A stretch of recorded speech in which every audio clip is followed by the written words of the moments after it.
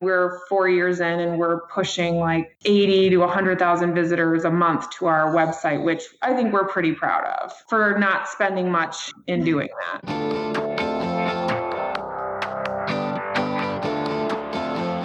Hey, my name is Felix Tia. I'm the host of Shopify Masters, a weekly podcast powered by Shopify, the easiest way to sell online, in person, and anywhere in between. Each week, we invite entrepreneurs like you to share what they've learned growing successful e-commerce businesses. In this episode, you'll learn how to identify when your business model is good enough, the strategy this company used to rank on top of search engines without spending too much on marketing, and how they use virtual appointments to sell more products. Before our show, I wanted to chat about the Storefront Signage Maker. It's an easy way for any brick and mortar shop owner to let your customers know that you are open, available for curbside pickup, delivery, online information, and more. Customize any message you like, automatically create a QR code for your store, then print it off from home. It's easy and simple to use, no design experience required. Create a sign yourself at shopify.com/signage. Today, I'm joined by Jean and Diana from the Groomsman Suit. The Groomsman Suit makes high-quality suits and tuxedos you will own for less than the cost of a rental for the big day and beyond. And it was started in 2016 and based out of Chicago and is a multi-million-dollar business. Welcome, Jean and Diana. Hi, Felix. Thanks. So the idea behind the business was born from one of you planning a 2013 New Year's Eve wedding. So tell us more about that. Like, where did the idea behind the business come from? Sure. This is Jean. And the idea really came from planning my own wedding. And, like most ideas, you go through an experience and realize, that it really isn't the best experience. And those are the best, moments to really create a concept that will work for others as well. So when I got married, my husband and I just decided to do black tie. It was a New Year's Eve wedding. And I sort of handed that job responsibility off to him with everything else that I was planning. And he went to the typical big box store and set all of the 9 groomsmen up with rentals. So it wasn't until after the wedding that I realized that each of the guys had spent around $250 for a one-time wear. And frankly, they didn't really look or fit very well. So that was sort of the aha moment of, really, at first, it was like, what have I done? I feel so bad that I made them go through that experience, and thought maybe I dropped the ball and just didn't do enough research to find out a better option. But after looking into it, I realized there really wasn't a better option. And this is the process that most guys go through getting suited up for weddings. So, I have an extensive product development, technical design background. Diana has an incredible business background. So we partnered together and decided to try to create a better option for men.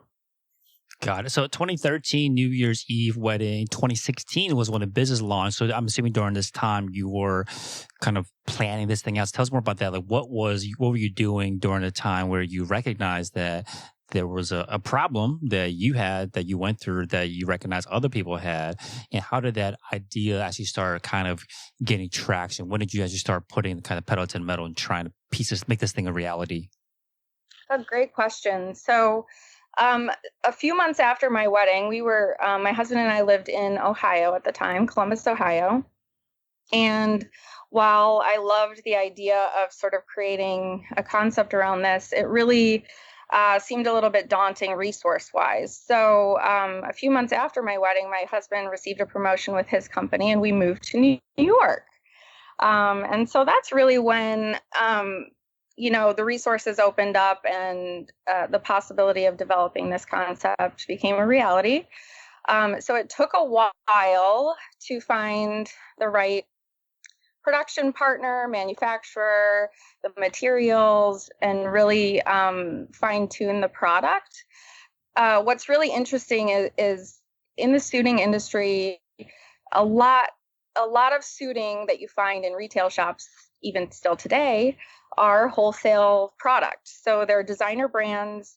There's huge markup along the way. And by the time it gets into the store, the customer is really purchasing something that's gone through layers of markup and margin increase. And so that's really where we realized there was the opportunity to provide this direct to consumer option where we could find a supplier that could manufacture a really high quality suit, and we could retail it for around the same price as a rental.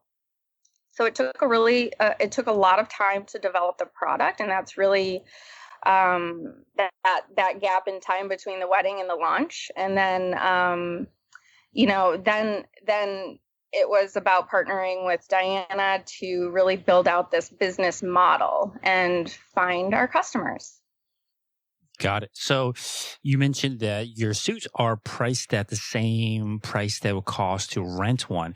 Do you ever get kind of like incredulous responses from your prospective customers? Like, how can it be this? How can it cost this little for something? How do you overcome that? That was the number one barrier we had when launching. The first thing we always got asked is, do you offer refunds for returns? Because I don't really trust that I'm buying a great suit here at under $200 price point.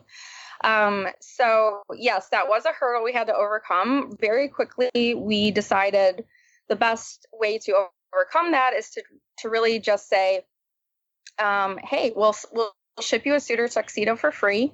Try it on, check it out. If you don't love it, you can send it back. Shipping is on us. So we launched a free trial, which was an expensive test to do early on in in the stage that we were at, because we were really risking a huge investment in shipping product that we weren't getting prepaid for like you would on a normal retail website. But we knew that if we got the product into people's hands, they were going to be blown away, and they were going to keep it. And that's really pretty much the key to our early growth, was being able to ship out product quickly to customers that were interested, super low risk on the customer side, and then a huge reward on our end of people realizing that we were this great new option. Got it. So the free trial, which pretty much really eliminated any risk for your prospective customers. And you mentioned earlier the wording that you used was an expensive test. Is this no longer a common objection that you get from your prospective customers, that they cannot believe that it is the price it's at? I think customers are still super pleasantly surprised by it all. I mean, we look back on it. And I think the reason why it was part of the reason why Jean mentioned, super expensive, as you're starting out and you're building your company, like, you are not very sophisticated. And like, I mean, we're not doing this anymore, but like, we were literally sending product out without having, pre-authorized credit card information and all that stuff. But it was a risk that we knew we were willing to take because we believed in the product so much. And I think we still have a super high conversion rate on those free trials. It's actually they've even become more important now that so many people are planning their weddings from home, and COVID has prevented people from going into stores. Makes sense. You definitely want to get into that in a second. So with the free trial that you were running, you mentioned that, you weren't sophisticated. You didn't take a payment in case you needed, to charge them or any other issues than that.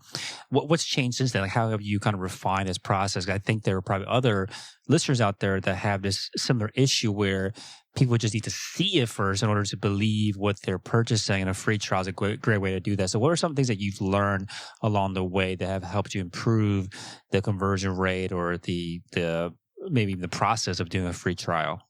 Yeah, so like, we've built out, I think part of our success too is like offering services to our couples. We like to think that we're more than just our suiting, but that we're a service to anyone planning their wedding attire. And so the free trial is one way that we serve people, our customers, and give them a great experience in wedding suit shopping and making it really convenient and affordable.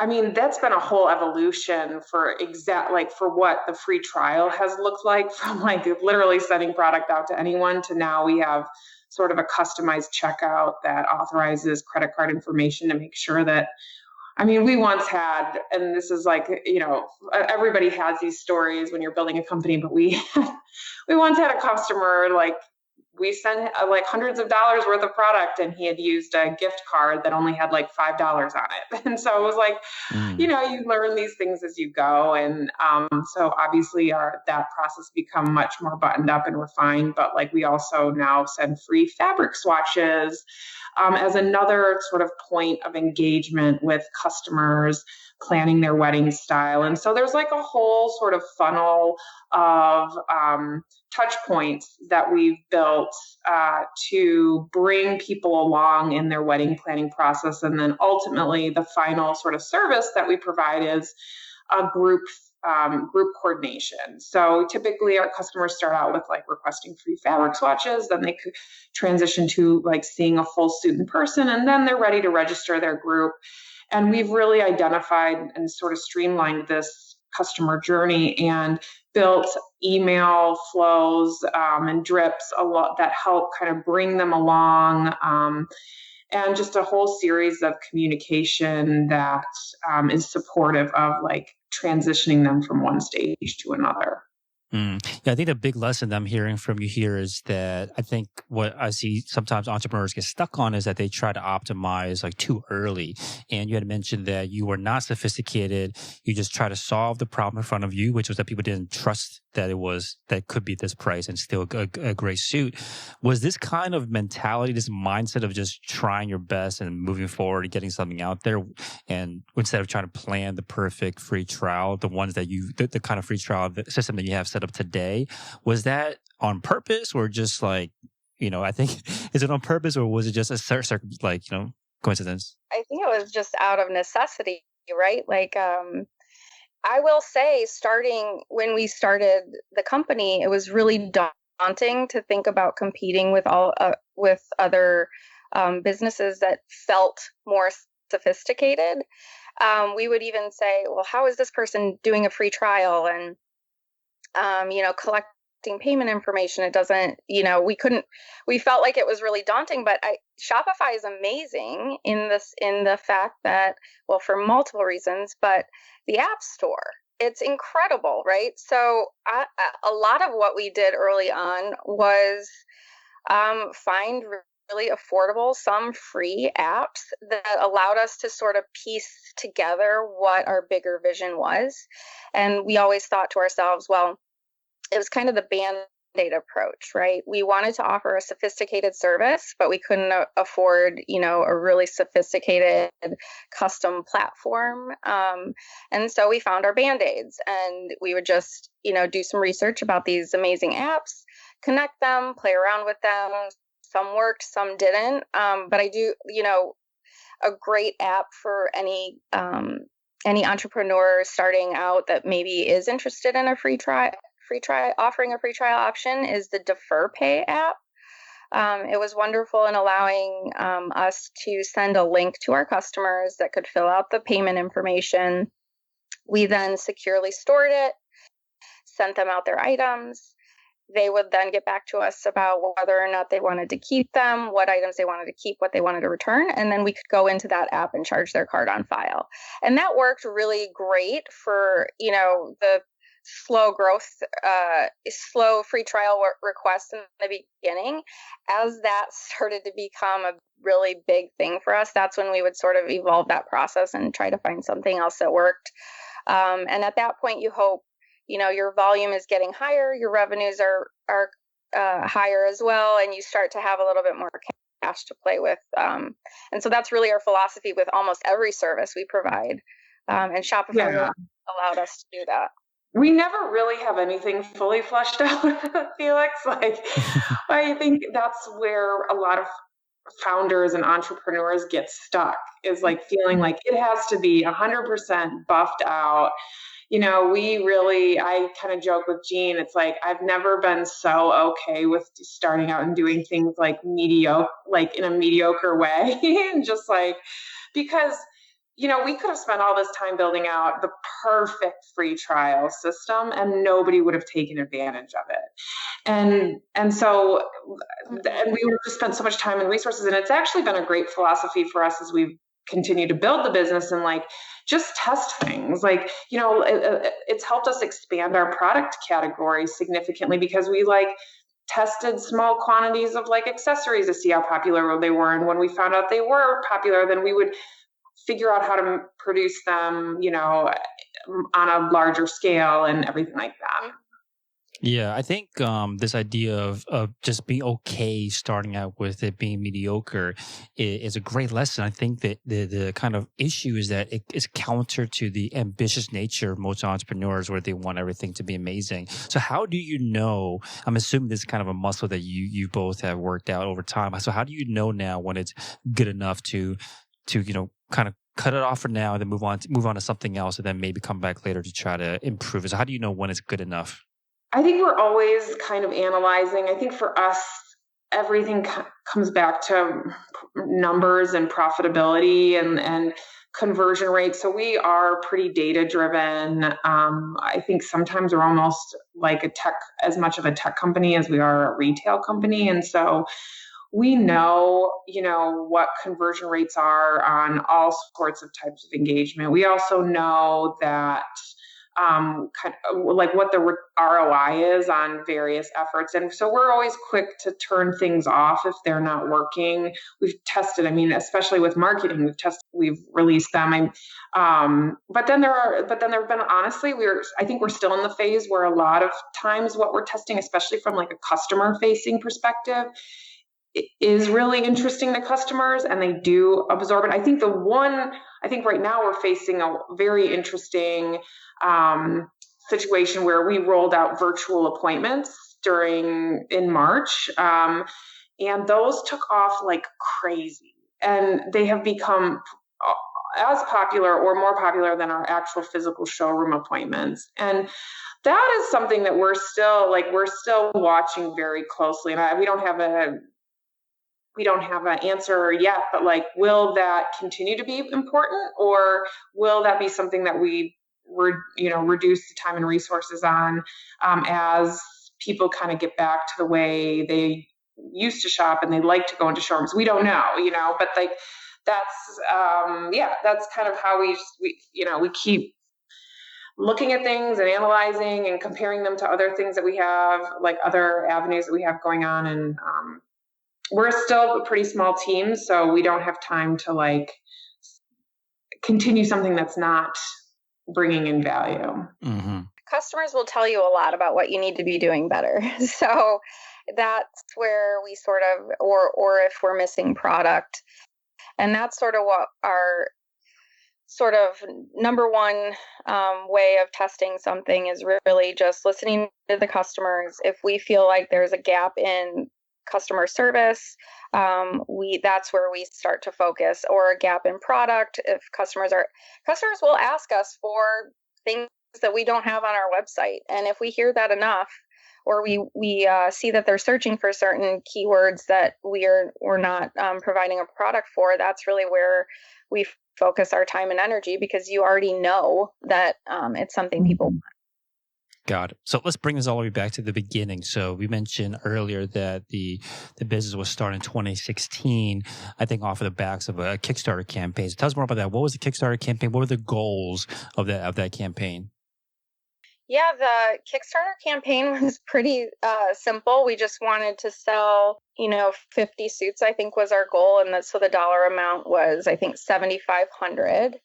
And we did very minimal marketing. So we put together a video, and then some package deals for people. And really, we just wanted to know if people would buy a suit online, right? Because at the time, if you think back to 2016, suiting really wasn't suiting was something scary to buy online still, because sizing and fit is such a thing. Now you fast forward to today and everybody buys everything online, so it's not as scary, but that was the biggest question mark in our minds. Will people buy suiting online when there's millions of stores around the US that sell suits that they can hop into? So we quickly realized that people do want to buy suiting online, because we sold 100 suits in 30 days and exceeded our goal by, I think we doubled what our goal was supposed to be. So that was an exciting moment for us. Got it. So once that Kickstarter campaign ended, and it sounded like the main purpose of it was to validate that people were comfortable buying suits online, especially for a special occasion. What was the next step after that? Once you got it says here $11,000 pledged from about selling those 100 suits. What was the next step? Yeah, so we had to get a website. I mean, we had already started a website, but we had some things that we wanted to kind of buff out, and that's when we started our website on Shopify, our store. And so it was, I think, in May when the Kickstarter ended in March, and so it was in like end of April, early May by the time we really launched our full-fledged website. And it's been crazy. I mean, we've worked really hard, but I think we've also gotten lucky in a lot of ways. Jean and I have been childhood best friends. I was at that wedding that she had. I was actually in that wedding that she had the tuxedo trouble. And she was also, she neglected to say this, but she was also the one returning everything the day after her own wedding, which was like a real aha moment. And so it was just great timing that we were both in a place in our lives where we could join forces on this. And when we launched the full-fledged website in May of 2016, I mean, we've really been scrambling to keep up with it. We've, grown to be a multi-million-dollar company in a couple short years. And I think, in 2018, we were facing the problem that, everybody's like, oh, this is a great problem to have. But like, we were literally selling out of everything we had, which was also very stressful. And so it's been quite the journey. And we now have, 10 employees and fulfillment center and are just, continuing to grow. And like we've evolved the brand to offer not only men's suiting, but we also now offer women's, which we're really proud about because women are, wanting an alternative to a wedding dress or a bridesmaid's dress. So it's been really fun. Mm-hmm. So after that Kickstarter campaign, how did you guys get your first customers? Yeah, that was Diana could probably speak to that more, but it was really grassroots, sharing with our friends and family, and then you go to the source of who are the leaders in weddings, and those are your wedding planner professionals and photographers and these people that are in constant contact and interaction with engaged couples. So Diana was sitting at the table emailing hundreds of thousands of wedding planners and industry professionals, and we just basically said, can we send you a suit? Can we send you a suit? And or swatches, or can I hop on a call with you? And Diana is the most outgoing, bubbly, friendly personality, and she really connected with so many of these planners who are still in our network today and refer us consistent weddings. And that was really the driver for the volume of orders and referrals we got early on. And then what happens is, as you outfit these wedding parties and you provide this really personalized customer service, the guys just love it. And they have such a good experience that they share that with their friends, or when they then get married, they use us again. And so we had this incredible network effect and kind of a natural viral scenario where we didn't pay for marketing. We just had to treat our customers really good. Makes sense. Yeah, I think we kind of like looked at each other and were like, well, we have no marketing dollars. So what can we do? We can email thousands of wedding planners. And also, I think made the right decision early on to focus on SEO because again, have no marketing dollars. What is a gift that keeps on giving? Website traffic. So if you can slowly start that ball rolling of gaining strength in important keywords, and we've done a ton of blogging and writing for even other websites to backlink to us. But I think the biggest thing too was the network effect that we didn't that Jean mentioned that we didn't really anticipate. Got it. So just to kind of recap that, the network effect that was kicked off by you getting in front of these, or rather getting your product in the hands of these couples that were getting married, and their groomsmen and bridesmaids were seeing the great product you're putting out there. So they obviously would want it for their weddings too, or at least would have it top of mind when someone in their network was talking about it. But that started first by you kind of just hustling and reaching out to cold emailing, it sounded like, to these wedding planners to get those referrals. So what was your approach here? I think that this is a really important point, because sometimes I think the approach when people are first getting started is that they think they have to win a customer one by one, but you found ways to kind of win people that had audiences or not audiences, but actual clients that were your kind of, ideal clients as well. So how did you approach them when you found like a wedding planner that would have been a good fit? Yeah. So, I mean, when we looked at like, okay, we know who our audience is, but who are the people that influence that audience? Like because we can't pay, we don't have the brand visibility yet.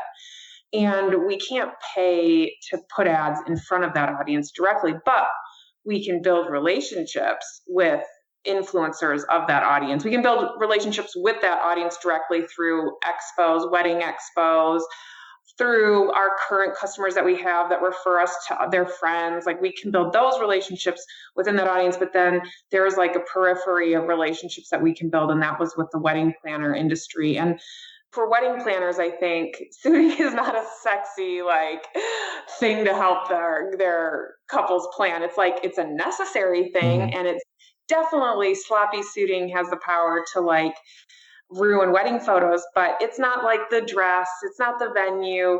And so for us, we really realized with wedding planners, it's like, if we can make the wedding planner feel comfortable with who they're handing the guys over to in the wedding party, who they're giving suiting to make sure that those guys just show up and they look great on the wedding day, like, we have won with them for a lifetime. And so literally, we have relationships from that first year that we have great wedding planners that we love, that we've never even met face to face, but, are so happy with how we help their wedding parties look on the day of the wedding that it's just enough for them. Hey, real quick, if you're enjoying the show, please leave us a review on iTunes to let us know what you think or what you'd like to hear more of. Now, let's get back to the interview.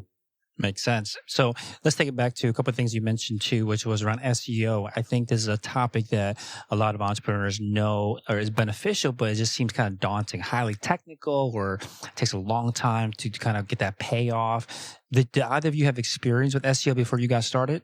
No, not a single. We ordered some SEO for Dummies books. And we just we're learning, I mean, really, Jean had the fashion background, and I had some business background, but as far as build web development and tech, that's really, we learned as we went along. And I think that the key for us there was we really identified, we just started small. We identified 20 keywords that would be great for us if we started ranking well for them. And we doubled down on those in blogging, in way we, in what we called our company, in our website, and then, I think it was by October, we started showing up on the first page for those, few important keywords: groomsmen suits, wedding suits. And then we could slowly evolve and expand the keywords that we were targeting. And then we, became more sophisticated in identifying a structure of keywords that, certain keywords we were focusing on certain pages, and it's just gone from there. Got it. So when you mentioned you found keywords that you wanted to double down on that you thought would be great, kind of, high value traffic to bring to your site. And for people out there that don't know much about SEO, what's the first step then once you've identified some keywords that will work really well, that will bring the right kind of traffic to your site? How do you actually tactically create the plan, or what is the plan, or what is the things you do day to day to make sure that you rank for those keywords? Yeah, well, I would say if I could do it over again, because now I know so much more, I think the strategy would be we looked at competitors, we looked at, we knew what we wanted to be and who our audience was and how they were searching. And so we looked at a whole range of keywords and like, you really have to find the keywords that A, make the most sense for your brand, and B, might not be so hard to start ranking for. So there's like a competitive score that can help you identify. So I think, looking for some of those maybe lesser competitive words early on to start ranking for. But then, if I could go back and do it, I would have looked at our website and I would have taken all of our pages that we have, all of our sort of collection pages, all of our product pages, all of our, even from our About Us page to our contact page, and I would have just allocated a specific two keywords to each page that I would have written body copy around, that I would have maybe rejiggered the page title to be specific to the alternative text on the photos, to the meta description. Like now I know, and we have gone back and done this, but like if I would have come up with a framework of keywords to target for each page and then made all of those various components on each page align, I think we would have even had more SEO success. But we've done very well. I mean, we're 4 years in and we're pushing like 80 to 100,000 visitors a month to our website, which I think we're pretty proud of for not spending much in doing that and doing a lot of it internally. Makes sense. So you mentioned too that you did writing for other websites, basically like guest blogging. Is this still a strategy that you employ today? Yeah, definitely. Backlinks are huge. Being an expert on your product is huge. And the way you do that is by contributing to, other platforms when they want to write about wedding suiting. We need to be the person that's giving them information. Mm-hmm. Can you say more about that? How, if especially for someone that is just starting out, that doesn't have like a recognizable brand yet, back in the day when you were doing this for the first time, this guest blogging. First of all, how do you find these websites or these platforms that would be a good fit for getting a backlink from? Yeah, I mean, very simply, it was with our wedding planners. All the wedding planners that we were reaching out to, most of them all have their own websites, and they're so interested in adding content to their own personal blog pages. And oftentimes what they don't have is like men's wedding style guides. So it was very attractive for us to be able to say, we will write something for your website. Like, let us write a little tip about, X, Y, and Z. And like, obviously we hyperlink the Groomsman Suit in that. And so that was like super easy. I mean, especially for these smaller influencers, sort of like grassroots micro influencer group, if you will, like they love getting content that you'll provide to them. It becomes a little bit, and then, as you build more brand recognition, then you can go to like the big websites, the big wedding platforms, the big wedding publications and say, you'll be more recognizable and you'll be a bigger brand to be that expert for them on wedding suiting. So, I mean, we started small, but I mean, we'd still pitch it to the big brands too, and they'd shoot us down in the beginning, but we would also offer to send them product, and eventually like we worked our way into having good relationships with editors and stuff like that. Yeah, certainly the name of the game. So just get understanding of like the kind of work, the kind of hustle that's involved in this. Like how many blogs or guest blogs were you as a team writing? Yeah, Jean and I mean, Jean, it's funny, Jean's writing a lot of them now. Hundreds. We've written hundreds. Our blog, we have some blog pages that, we've written like what to wear as a wedding guest. And that is a blog topic that brings in several thousand visitors to our website a month.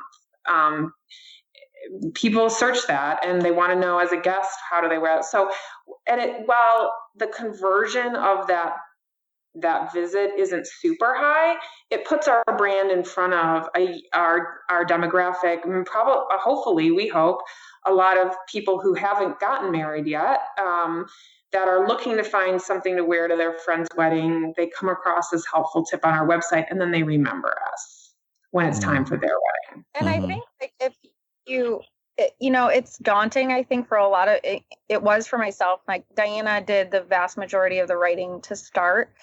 And if you're not really, if you don't, think of yourself as a great writer, it can be very intimidating to start writing articles about different topics and posting them on your blog. But if you just start once a week and decide at the beginning of the week what the topic is you want to talk about, and then, it doesn't have to be a really long article. It doesn't have to be perfect. It's going back to that when we were talking about, not worrying about perfection and just understanding that this is part of the process and you'll get better and better at it.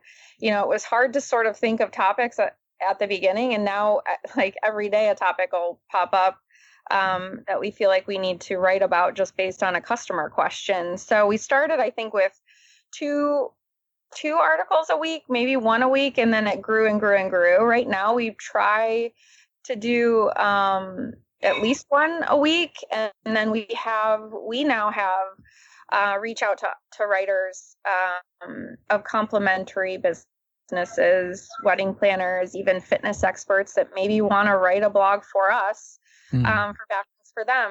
We've even built out an entire program to allow us to advertise sort of these services that we offer of either co-writing a blog or sharing blogs on our website from other people. And it's called our Insider Program. And that, developed over the years of realizing that we have services outside of our just fulfilling customer orders and coordinating groups. We actually we offer suit loans to wedding planners and photographers that want to do styled shoots. And that's a huge part of the industry, is just providing product to these people that are just creating beautiful content. And we get to be part of that.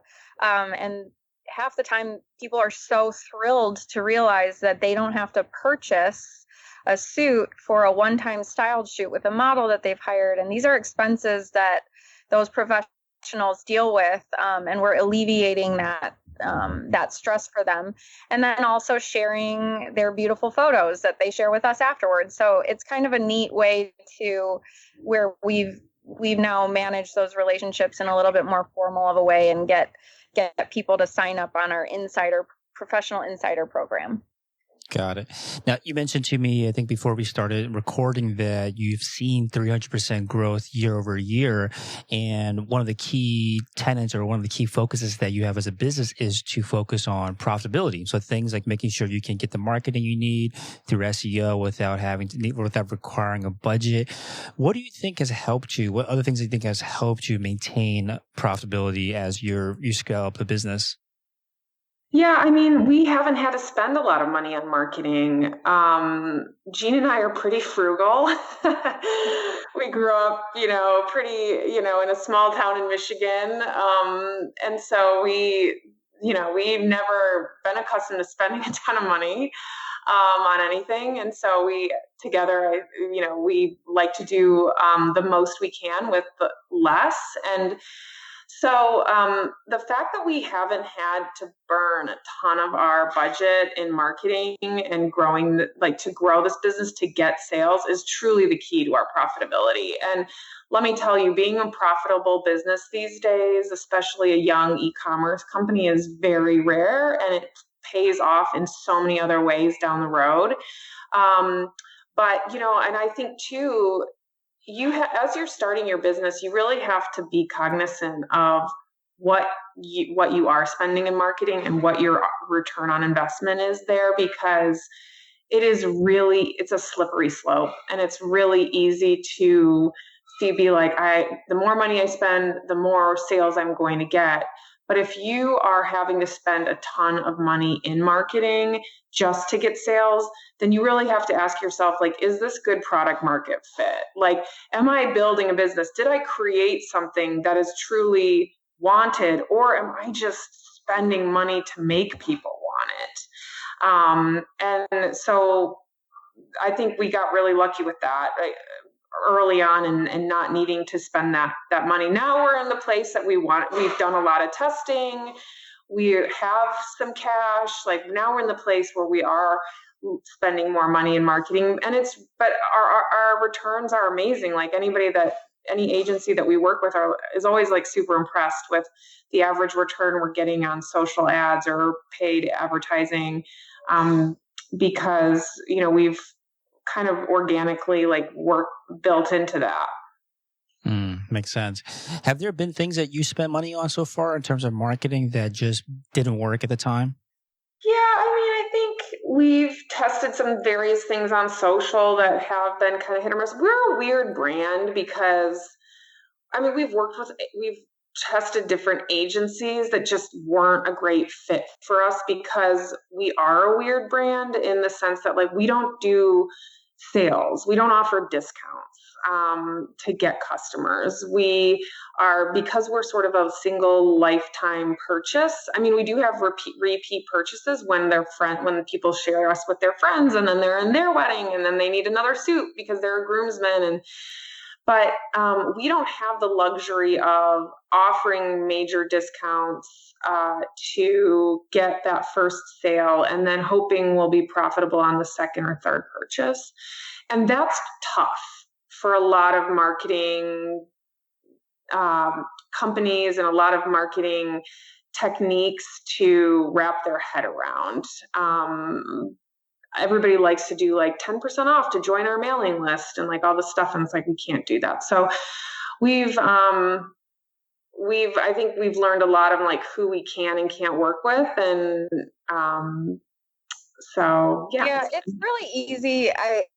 And for anyone starting out, it's very easy to get caught up in the hype of maybe talking to a marketing expert or an agency. And, we used to get on calls with different agencies and hear these huge budget numbers and promises of ROI. And those, I think, are where we feel the biggest disappointment is anytime it sounds a little too good to be true, or you feel like it might be a stretch, is when you kind of want to say, I'll, go to the tried and true thing, build your business up in little increments. What we've always thought is one profitable sale is better than 500 that are unprofitable, because actually then have cash to use to then make another sale and build on that. So it's you just have to really think, am I just trying to throw money at this to feel like it's growing fast enough? Or is this $5 ad spend investment going to make me 10, and then I can spend that 10 and make 20? So that's really where our head has been. And social media has been great for us at that, because you can sort of have whatever small or large budget you like and grow it intentionally, as opposed to kind of jumping ahead to these huge ad spends that you feel like you might have to do just to compete. And it's just not necessary. Got it. And one thing you mentioned to us too was about how, because you're such a kind of customer, a almost word of mouth referral based business where people are seeing your product out there, you've built basically a really customer service based company and focus on, you mentioned to us, exceeding expectations. Can you say more about that? What are certain ways that you have found successful in terms of exceeding your customers' expectations? Yeah, I think we just every point of contact, we've just tried to make really high touch. Early on, when Diana and I were talking to every single customer personally through our email accounts or over the phone, we realized that men are really underserved when it comes to going through this experience of getting suited up for weddings. So with very little effort of creating a good experience, which just had to do with following up, giving them sizing assistance when they weren't really sure what size to order, fast and free shipping, fast and free exchanges for sizing. Just being there when a customer reaches out and responding quickly is worth everything. So we really made it a point to make sure that we responded very quickly to any kind of customer outreach so that they got that instant response and felt like there's a real person behind this company. They're not going to forget about my order. I ordered the wrong size. I feel bad, but now I need I need somebody to rush me a new one, overnight it. We just decided we were going to go above and beyond, because every happy customer would lead to more referrals and this natural, network effect that we always just have relied on from a marketing perspective. So you can start it small, but by just replying to customers quickly and then taking every unique scenario and kind of not blanketing your customer service policy. So we've had cases where a customer was on the way to the wedding, probably the night before, on a train with his suit, left it on the train. In those moments, you kind of have to decide what you're going to do for that customer. And in a lot of cases, you would say, I can overnight it to you for a fee, but you have to purchase a whole new suit and track down that other suit if you want a refund. And we just decided, what would we want? How would we want to be treated in that moment? And how would that impact this one customer's experience working with us? And so those are the moments where we said, okay, we'll overnight you the suit, you'll have it tomorrow, and you follow up with the train station and try to track down that suit. And that did everything. Yeah, it's like a couple $100 that costs us, but it's like endless amount of like customer love. So, as we've realized, like, oh my God, what are customers responding to? Gene and I were like, we're just being nice. But like, then we realized, like, oh yeah, we've been able to automate some of this, not in a fake way, but like we've realized customers really love the fact that they do feel like there are people taking care of their guys, and they will catch things like their guys forgetting to order a vest or ordering the wrong color. And so that peace of mind that we've also been able to give our customers is another level of service that we've been able to build some technology around. And like, that's our wedding group coordination system that couples can set their group up in and literally like let it be. And we will send the reminders. We will follow up. There's always a straggler. Like, they don't have to worry about it. We're on it. And so it's been pretty fun to, evolve how we're supporting our customers. Yeah. So speaking of evolving the way you're supporting your customers, you had mentioned earlier that you're now doing these kind of virtual appointments. Tell us more about that. How does it work? Yeah. So when our showrooms were shutting down in March because of COVID, so we have showroom in Chicago, Philly, and Denver, and I will say, like, when we were starting this company out of our New York apartments, Gene and I like never really thought we would have showrooms. Like, we always wanted this to be an online experience and a great online option. But as we kind of grew and we had good people in different cities, we took the opportunity to put like a very small physical showroom. And anyway, so when those were shutting down, we knew that we still wanted to connect with our customers. Like, it is truly the part of about the business that we love. And I don't know, maybe we were going stir crazy too in our homes in Chicago, but like, we just needed that we needed to rebuild that customer connection. And so we launched the virtual appointment, and just as a way to, we hoped, we didn't know how popular they would be, but we hoped that, despite this pandemic, people still wanted to plan their weddings, and that they knew that eventually their large group gatherings would be permitted again. And so, but we also knew that people had more time maybe at home, and they weren't going out as much, and they like might have a little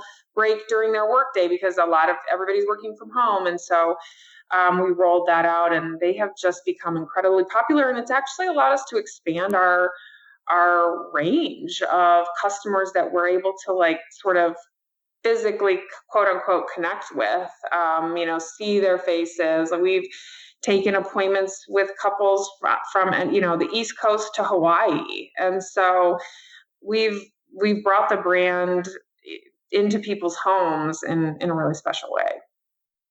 That's awesome. Now, are there certain tools or apps that you use to set that up, or just in general, any other kind of apps that you use to run the business? So many apps. Jean probably knows best, but Calendly we use for our bookings, and our customer service all is filtered through Zendesk. But Jean, you were just talking to a really great new app today. Yeah, well, I mean, apps have been like, our thing for solving problems.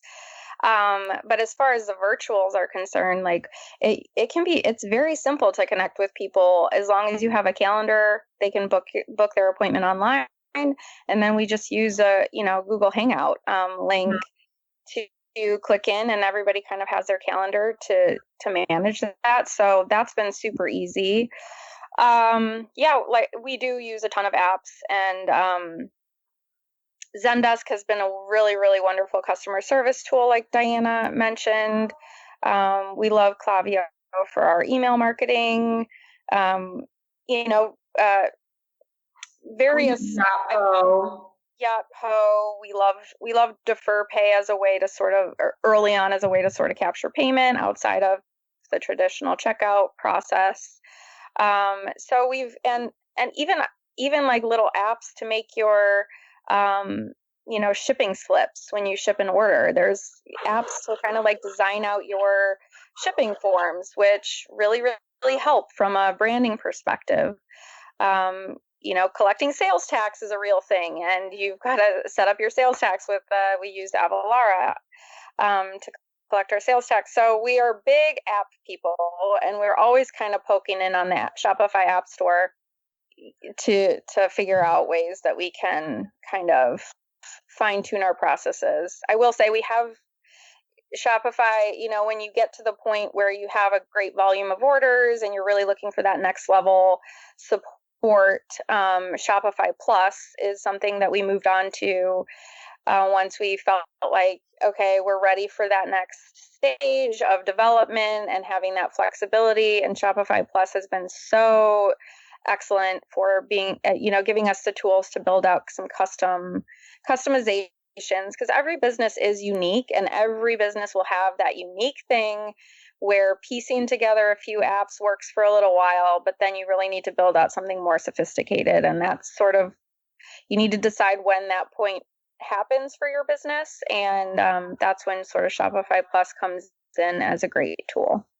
Awesome. So the groomsmansuit.com is a website, and I'll leave you to this last question. What was the biggest lesson that you've learned as a business recently over the last year that's had an impact on the direction that you're now taking the business moving forward? Our biggest lesson and our biggest suggestion is really that profitability. Focus on profitability. We've run into, in the last 18 months, we've hit some major moments, relying on, a fulfillment center and relying on our physical showrooms for store traffic. And you realize, you do need to make sure that you are a profitable business to overcome, moments of struggle, which are going to happen, and it's inevitable that you're going to hit a hiccup. And so being that healthy, profitable business from the start has been the key for us to get through those moments. And then, especially COVID, a lot of businesses are struggling. We have struggled through it, but because we run our business so intentionally, to keep that profitability on every sale, we have survived COVID. We will survive COVID, and we'll come out stronger for it. So that would be my number one. Diana may want to add something else. Yeah, I think that's been key. I mean, it's just led to given us so much leverage in so many different situations. And when we say we're profitable, I mean, we're profitable, but we're not like millions of dollars profitable. Like we're in black. And like, that is significantly important. I think too, as we've gotten to be a little bit more mature, um, there is no one right way of doing things. I think it's so hard. I mean, I went to MIT Sloan for business school, and like back then it was like your startup was like only as good as like how much money you could fundraise, and like you had to follow this track, and like it was very much like there's like a lot of kind of hype and like competition too about like what stage were you at and like all this stuff. And like honestly, none of that matters. Like you can really carve out your own path as far as like what type of business you're creating. You don't have to do, I mean, there are some common scenarios around like how you fundraise, or founders agreements. Like what you start off with a founder agreement can evolve. It's not totally locked in place. Your business is yours to work on and guide, and as you go along, now I think Jean and I are in this place where like nobody knows our business better than we do. But like in the beginning years, it was like you would get approached by marketing companies that would try to tell you that they knew your business better than you. And so I like love where we're at in this sort of like, we feel really empowered and we're making the best decisions now possible because like we're confident in what we've built, and it's happened over time. But I would say, don't let anybody tell you what your business has to be. You figure that out, and listen to like what the market is telling you, and listen to what customers are telling you. Customers will tell you everything you need to know about your business. Awesome. Thank you. Appreciate those lessons. I think it's been a great ride for both of you, and it totally makes sense how you've been able to kind of just get started is kind of the key thing, and don't be so tired of trying to make it perfect. So appreciate you both coming on. Thank you so much, Jean and Diana, for sharing your story. Thank you. This has been fun. Thanks, Felix. Thanks for tuning in to another episode of Shopify Masters, the e-commerce podcast for ambitious entrepreneurs powered by Shopify.